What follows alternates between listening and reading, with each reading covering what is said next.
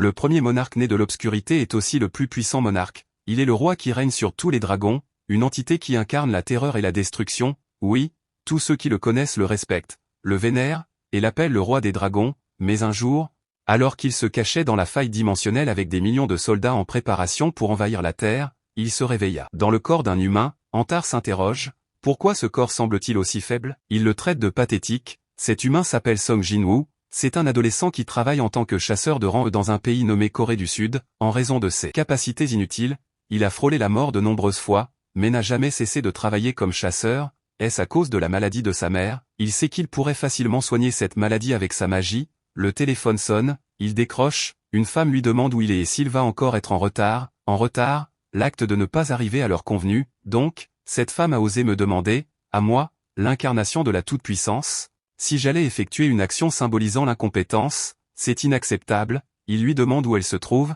elle répond, devant le portail, et lui demande pourquoi il est si impoli. Il se concentre pour localiser cette femme arrogante, en utilisant une impulsion d'aura. Il déclare qu'il l'a trouvée, elle raccroche et il apparaît derrière elle en demandant, suis-je encore en retard? Il lui demande de répondre, elle répond, non, terrifiée, alors que Kim va chercher un café, il remarque Antar, ou plutôt Jinwoo, qui s'interroge, qui est ce type? Mon subordonné? Demandant un café au barista, on lui répond qu'il n'y en a plus, il arrache alors le café des mains du barista en disant que ce n'est pas un problème et le boit d'un trait, riant comme un fou, déclarant que c'est normal que les puissants prennent aux faibles, ça marche comme ça chez les monarques. Kim demande si Jinwoo agit bizarrement aujourd'hui et cela est confirmé par un autre. Soudain, Jui lui crie dessus, lui demandant pourquoi il est encore dans cet état. Antar se demande pourquoi tous les humains ici sont si bruyants juste au moment où tout le monde est appelé à entrer dans la porte. Il trouve ça louche, il sait que les portails qui apparaissent sur Terre viennent sûrement des dirigeants, mais pourquoi sent-il l'énergie d'un monarque émaner de ce portail? Il doit en avoir le cœur net,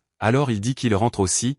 Kim lui dit de faire attention et de rester en arrière, mais Antar pense simplement que c'est un subordonné loyal qui s'inquiète pour le corps précieux de son seigneur. Malgré qu'il soit faible, il entre dans la porte et ainsi continue l'histoire d'Antar. Abonne-toi pour la suite.